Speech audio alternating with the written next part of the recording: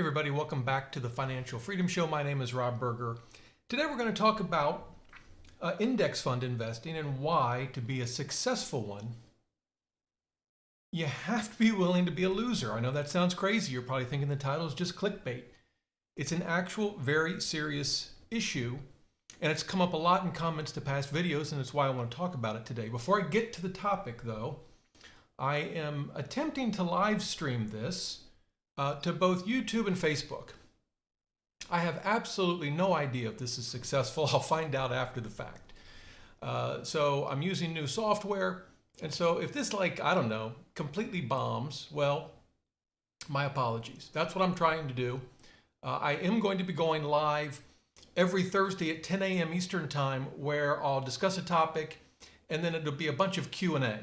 I did it a couple days ago, last week, and we were on for almost 2 hours. Great questions, a great group of people. So I think it was several hundred people joined. So that's on Thursdays. This is not a Q&A live stream, but it's testing all of the software and whatnot that I'm using. So we'll see if this is a big fail. All right, on to the topic. It came up. I'm going to read you a comment by a viewer, and I think the comment was perfectly fine. It's from a viewer named Michael, and he said it was in response to a video on Ark Innovation, which, if you're not familiar, it's an ETF run by Cathie Wood, who has become very well known in the investment community. And last year it returned, I want to say 144%. I may have that number wrong, but it was just an outrageous year. It was crazy.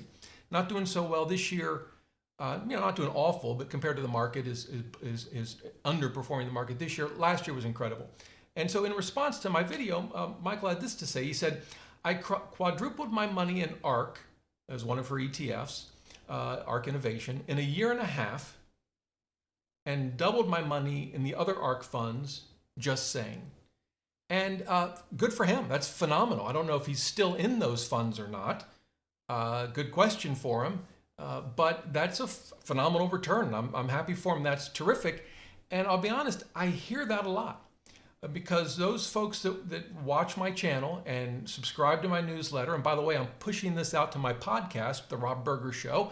So if you prefer a podcast, this will be live on the podcast, and you can subscribe to that. Folks know that I am, by and large, an index fund investor. 80% of our portfolio is passive, low-cost index funds. And so they love to tell me how much they made on Dogecoin or Bitcoin or Ark or this stock or that stock. And it made me realize that there are some folks that really find it hard to hear that. I personally don't. Maybe it's because I've invested a long time. And the reality is you have to learn to not be number one. You're never going to be number one year in and year out as an index fund investor. If an index fund, let's put it this way, if an index fund were in high school, it would not be the captain of the football team, or field hockey, or pick your sport. It wouldn't be the king or queen of the prom, which makes me want to sing a Billy Joel song, but I'll spare you. It wouldn't be the popular kid. But here's the thing. In high school, I'm going to use this analogy. Whoever's the popular, the king and the queen of the prom, the captain of the football team, every couple of years, it changes, right? It's never the same person, or at least not for more than a couple of years. It's someone different. And it's so true with investing. Last year it was Ark Innovation. That was the one everyone was talking about, among other things. This year, it's kind of fallen out of favor. Maybe she'll turn it around, who knows? But they're not consistently number one. It just doesn't happen. I remember back in the day, it was Legg Mason Value Trust, a fund run by Bill Miller, just like Cathie Wood, really smart person, good investor. He had an incredible run, 15 years. Beating the S&P 500, and I invested in that fund for a while, but eventually I learned, you just can't be the king or the queen of the prom forever. Eventually you pass that to someone else. And it's true with investing. And so what I've come to learn is this. If you're an index fund investor, and we'll just take an S&P 500 index fund as an example, you are never going to be number one. Never. In any given year, you won't even be close, whether you want to compare it to individual stocks, whether you want to compare it to cryptocurrencies, whether you want to compare it to other ETFs like last year's Kathy Wood's Ark Innovation, you're not going to be number one, and you're not going to be close. You won't be at the end either. You're going to be somewhere in the middle. Certainly compared to stocks, if it's an index that covers an entire market, it's going to be an average. It's going to be a weighted average, but it's going to be an average.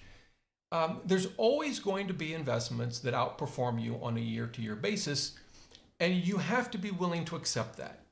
If that drives you absolutely crazy, if you look over and see the Bitcoin crew, the crypto crew, I guess, or the stock pickers or the options trading, that's big on YouTube, options trading, or the penny stock investors, there's always going to be someone who hits something big.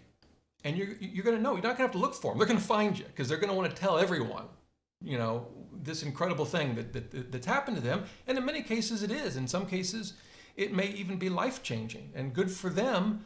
If you've had a life-changing investment in Bitcoin, I just hope you've, maybe gotten out, or at least enough so that you can actually allow it to change your life. But that's always going to happen year in and year out. And we have to learn to accept it. And I've found that it becomes difficult for one of two reasons. One is it's hard for us to evaluate our own lives with what Warren Buffett calls sort of an internal scorecard. We use the scorecards of others. We use our coworkers who tell us about how they're making a killing in this investment or that investment, or maybe it's the brother-in-law at Thanksgiving or the neighbor, and we find it hard to be left out of that. That can make it difficult.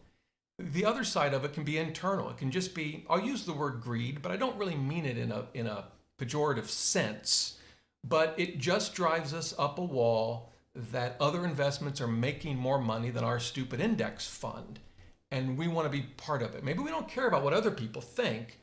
That's good, to a point anyway, but it drives us crazy on the inside, and we have to learn to deal with those emotions. Because here's the deal. While passive low-cost index fund investing will always be the loser year in and year out, and by that I simply mean there will be other investments that outperform either an individual index fund or your portfolio as a whole, whether you follow a 3-fund portfolio or whatever. There's always going to be investments on a year-to-year basis that outperform you. However, when we look at a decade at a time, there are going to be very, very few that outperform a low-cost index fund portfolio where you buy and hold. You're not selling in and out based on market timing, or this year growth looks good, so you run to that kind of index fund, and next year value looks better, so you run to that one. You buy and hold and you stick to it. Over a decade, you're going to be the winner, right? Certainly over 20 years, the odds that any other investment or investment strategy will outperform the buy and hold index fund investor are slim to none. So here's the thing. In high school, we might not have been in the popular crowd, but when we go back for our 20-year, or in my case, it's, 35-year reunion, we're the folks at the high school reunion. We're like, everyone's like, I don't really remember you. Did you go to high school here? Yeah. Well, what do you do? Oh, I'm retired. What do you do? Right. See, now that's where you want to be. So I've seen a lot of comments, folks talking about how they've made a killing in this or that, and that's great. I'm happy for you, and I hope you use that quadrupled return wisely. But if you are listening to that and those sorts of things drive you up a wall and you feel like you're missing out, my message to you today is you got to think long term, and long term, it is very, very, very unlikely that an investor will outperform a low-cost index fund portfolio. Now, I mentioned the key is buying and holding. Even within index funds, there are folks that can't sit still. They run off to emerging markets, and they run off to REITs, and then it's small cap value, and they don't stick to one portfolio. And that really is critical. It's not that you can't ever make some changes, and sometimes it makes sense to, but by and large, you gotta have a portfolio and stick to it. I've made some changes as I move towards retirement. Again, sometimes some changes make sense, but they should never be because you're chasing performance, that, this year value is doing better, so you run to that, and next year growth seems to do better, so you run to that. That's where problems set in. And here's the thing, I'll bring this live stream to a conclusion. I've gotten a lot of videos where folks will ask me, is it okay if I take some of my portfolio and do something crazy with it? And what's crazy? Well, it might be crypto, it might be options trading, maybe it's picking individual stocks, things that the bogleheads and passive index fund investors would say you shouldn't do. I actually think it's absolutely fine to do that. If you have an itch that you need to scratch, and you're going to take, I would say, no more than 10% of your portfolio, but maybe it's 5% or whatever, and you're going to pick individual stocks because you enjoy it, and you can afford it, and it helps you. Here's the thing, it can help you stick with your overall investment plan. If going 100% index funds is just going to drive you crazy and cause you to end up doing maybe less than wise things with your portfolio, it may be that taking 5 or 10% and trading options, if that's your thing, investing in some Ethereum, if you like that, whatever, or in my case, investing in individual stocks, because that is what I did, I think that's okay. And if it helps you stick to your overall investment portfolio, all the better. And so I think that's perfectly great. Now, in my case, I had some success with that. And if you do, all I would suggest is you don't let it go to your head, because my individual stocks now account for 20% of my portfolio. Why? Because they've crushed the S&P 500. And you might say, well, wait a minute, Rob, sounds like you're doing what you didn't want other people doing. I got lucky. I invested in Apple stock. The only reason I've really beat the S&P 500 with my stock portfolio is because of Apple. That's it. It's as simple as that. I bought it in 2013, 2018, 2019, and it just as likely will not repeat itself. I think Apple's a perfectly good company. I'm happy to own its stock, but I could just as easily underperform the stock portion of my portfolio over the next 10 years, and that wouldn't surprise me at all. And that's why, although it's grown a little bit beyond the 10%, I'm not adding to it, at least not in any significant way. So if you need to do that because you enjoy it and it's just something that is important to you, I think that's perfectly fine. But at the end of the day, I think the lion's share of our investments should be low-cost, passive index funds that we buy and we hold for as long as we possibly can. And we just have to recognize that in any market, there's going to be someone doing something that's going to outperform us. Always, always, always. It's just going to happen. So we need to embrace the loser, so to speak, in each of us. We all have some of that, right?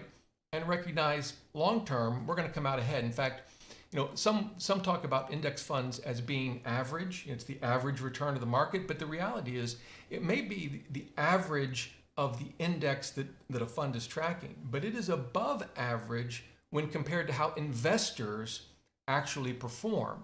Because study after study after study shows that investors don't actually earn the average market return because of market timing and paying excessive fees, two probably the most significant reasons. So actually, an index fund portfolio doesn't give you the average return when compared to other investors.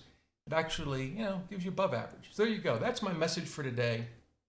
I don't know, I felt that someone needed to hear it. Maybe I just needed to hear it for myself. I don't know, but it's important as we hear people talking about all these kinds of investments, particularly in the frothy market that we're in right now, outperforming. There'll always be something that outperforms. So there you go. Hope you have a great day. Remember, there will be that live stream Thursday, 10 a.m. Eastern time. Until then, remember, the best thing money